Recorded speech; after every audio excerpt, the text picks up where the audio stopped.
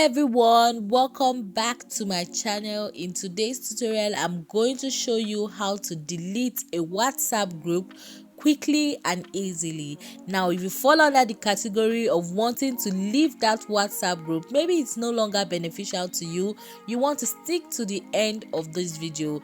Now the first thing is to go to WhatsApp and locate the group chat you would like to leave.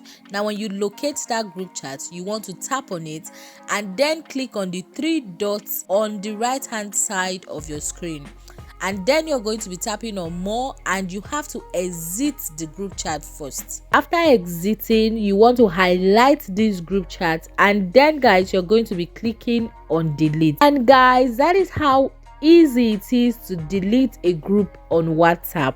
So thanks for watching, and if you found this tutorial helpful, please make sure to like, comment, and then guys, you want to subscribe for more tips and tricks.